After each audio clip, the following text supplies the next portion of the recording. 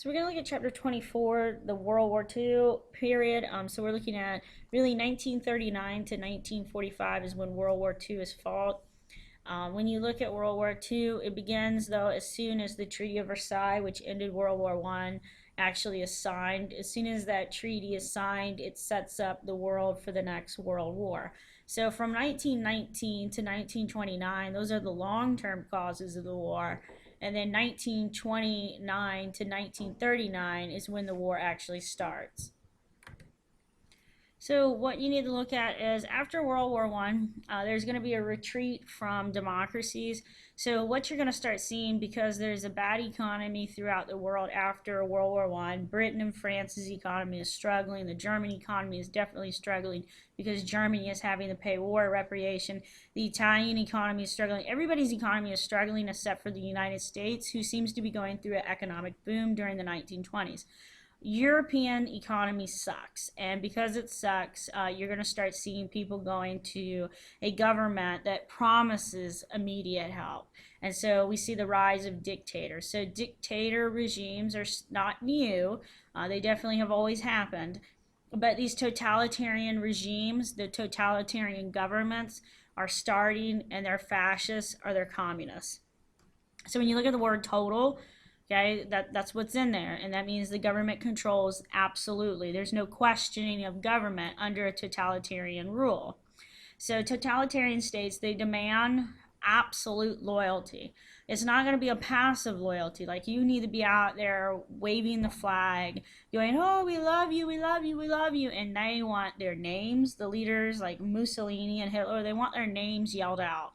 So a lot of parades, a lot of stress on nationalism, like in your face kind of loyalty to these groups of people who are taking over these countries. Totalitarian regimes control the economy. They're going to control politics. They control any social aspect of your life.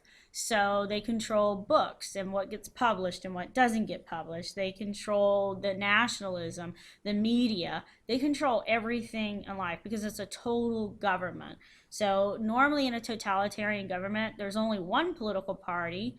Like as soon as Hitler becomes the chancellor of Germany, he gets voted in, and the only legal party after that is going to be the Nazi party.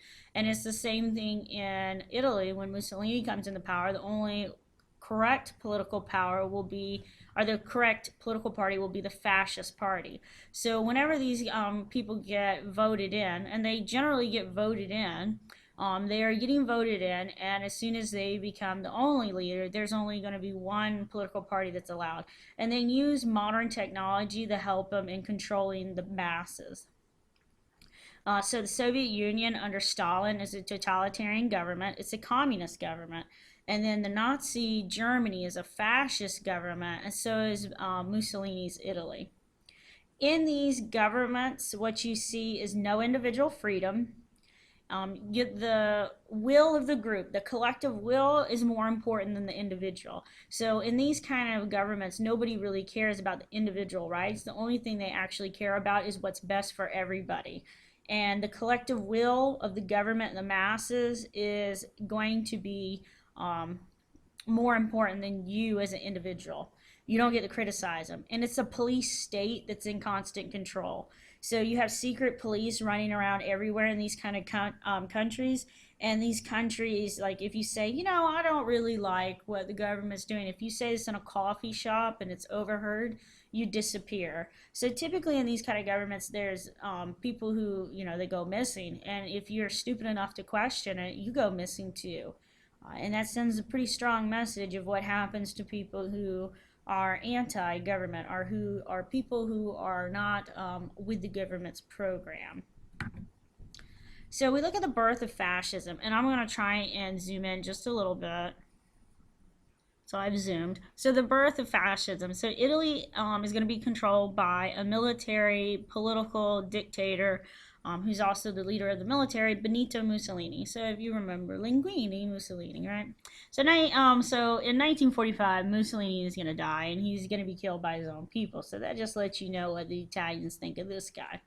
He's going to start as a socialist, and as the 1920s kind of roll around, he is going to be the leader of the fascist group, so the Fascio. And so it's the League of Combat.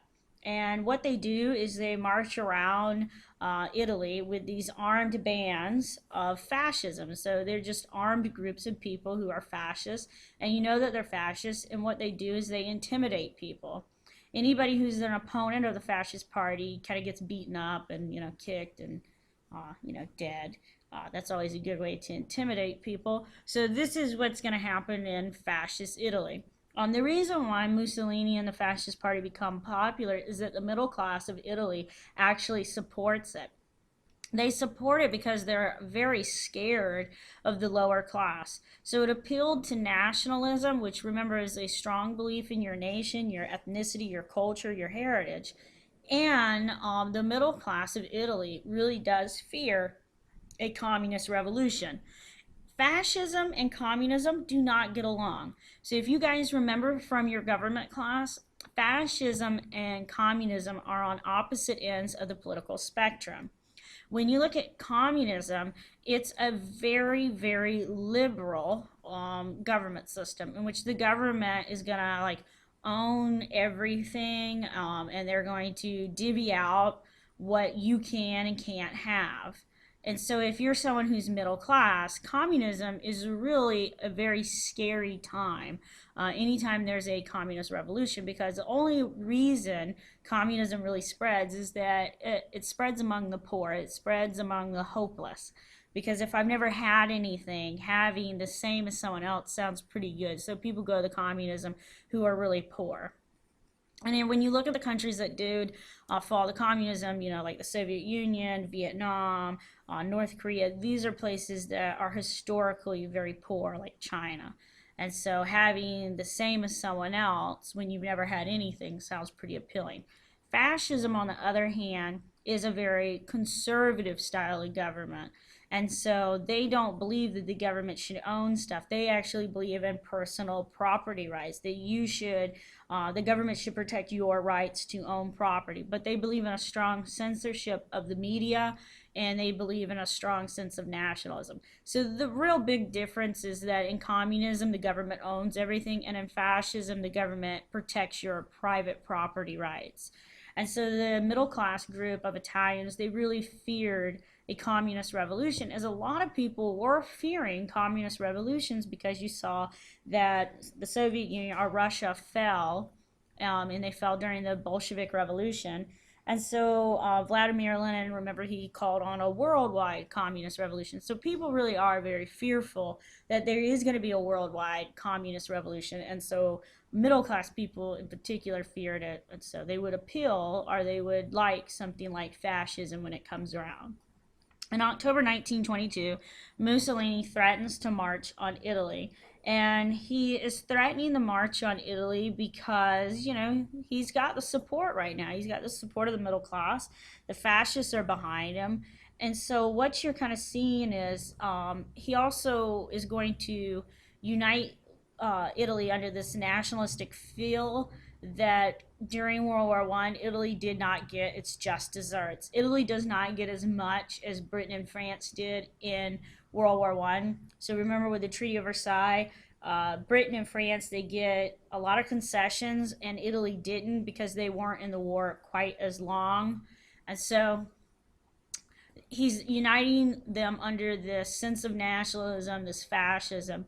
And so when he threatens to march on Rome, King Victor Emmanuel is going to go ahead and make Mussolini the prime minister. So he takes this and he kind of uses it to his advantage.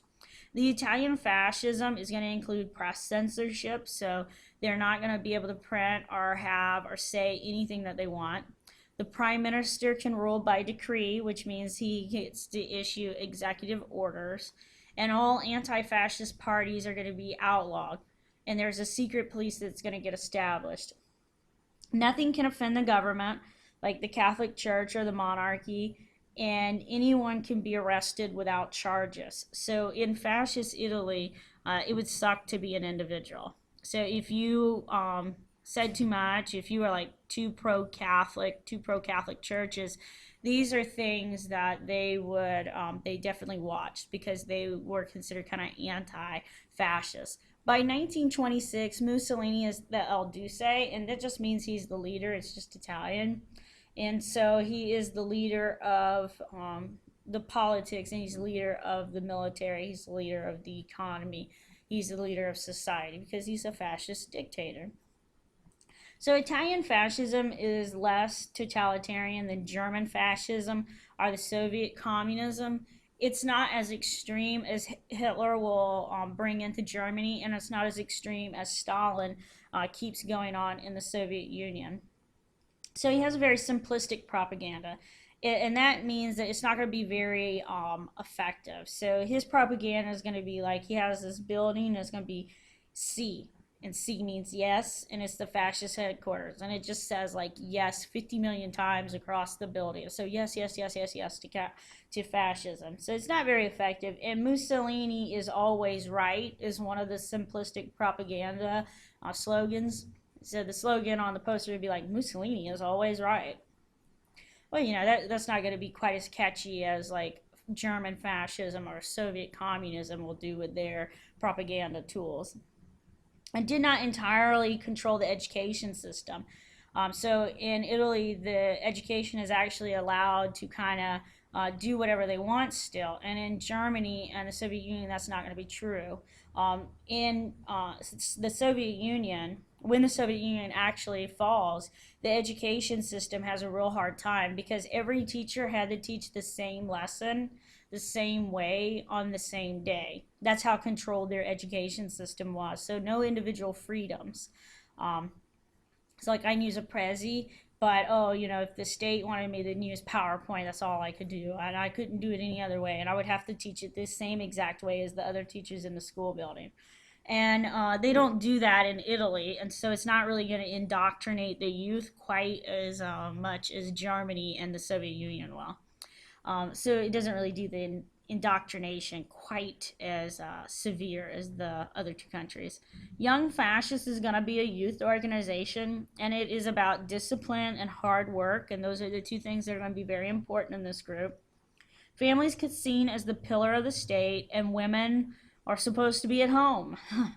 So women into the home, and the reason why they want the women out of the workplace and in the home is they need the economy to grow, and part of having a fascist government is having a huge population increase too. So populate the world with little Italian fascists. So women go home, make a sandwich, right? And if you say that in class, I'm gonna knock you upside the head because it's bad, because you shouldn't say that to your wife or to your girlfriend. So what you kind of see going on is a fascist Italy, kind of. I mean, they're like quasi-fascist. They don't 100% go into it quite like the German economy will and the Soviet economy will.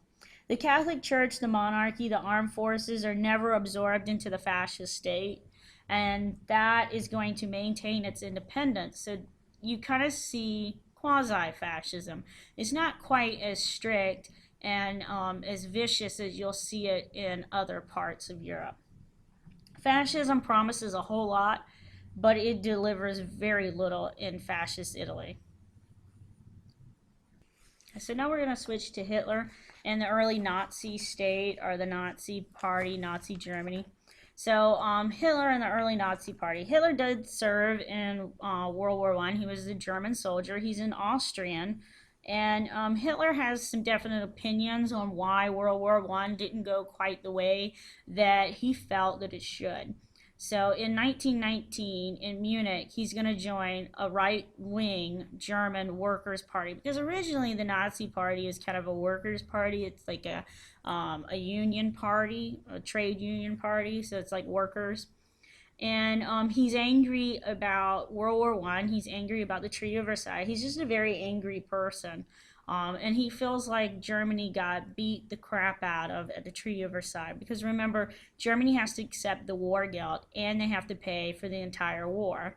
they also lost a lot of their land, particularly the land that had a lot of resources. So when he joins this group, I mean, every single time they have a meeting, they talk about like the treaty, and they talk about how Germany was once a great country and how they need to go back to being a great country.